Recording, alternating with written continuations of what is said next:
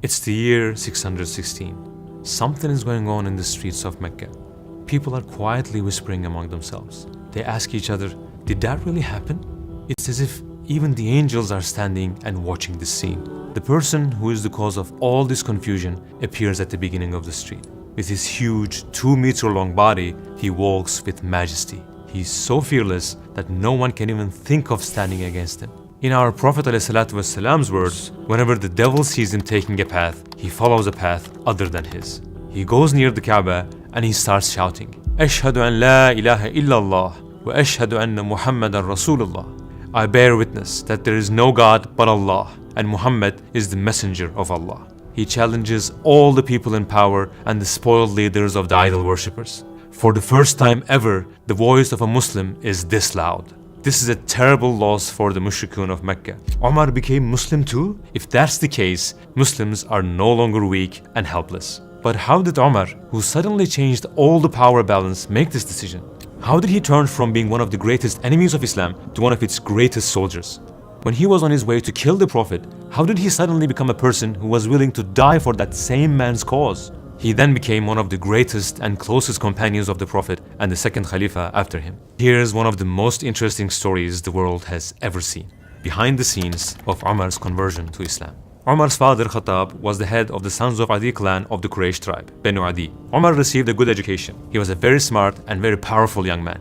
Because he defeated a wrestler who was considered invincible in that region, the Meccans gave him the nickname the Protector of Mecca. He then became the head of his clan because of his intelligence and strength. In the first years of Islam, the Prophet ﷺ was not delivering the message openly, but in secret. For the ones who were closer to Islam, Muslims would preach the message in private, and those who became Muslims were hiding that fact. They were only telling about Islam to the ones they trusted and considered sincere. Even the place the Muslims were gathering was secret. The reason behind that was to avoid drawing attention. If the preaching had been made openly, it would have been very likely for them to suffer because they were very few in number.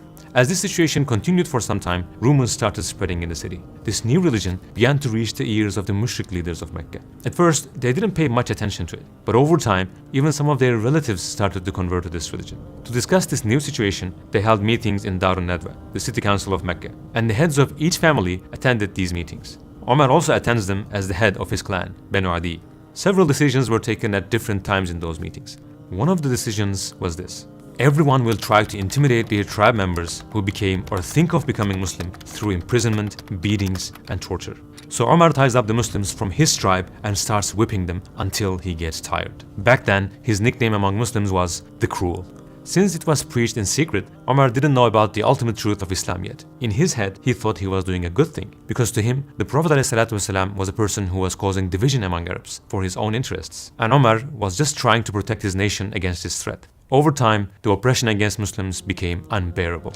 As a result of this, some Muslims started migrating to Habeshistan, Ethiopia, after getting permission from the Messenger of Allah. One of these Muslims was Amir. He used to be Umar's father Khattab's slave, but then he got his freedom. He and his wife Layla were also preparing to join this wave of migration. Amir had just gone out to get something. When Umar comes across Layla, he asks, "Are you going somewhere?" She responds, "Yes, we are. You have tortured us so much. Until Allah shows us a way out of this, we will go to another land of Allah." With an unexpectedly soft tone, Umar says, "May Allah help you all." And then he leaves. By that time, his heart was tired of what he had done to the Muslims. He began to feel that something was wrong, but his mind and his heart were still confused. Layla senses a feeling of sympathy and compassion in Umar. When her husband Amir comes back, she tells him the situation. Amir gets very surprised and asks her, "Do you have hope that Umar will become Muslim?" And then he adds, "Wallahi, I swear, even Khattab's donkey would become Muslim, but his son Umar wouldn't."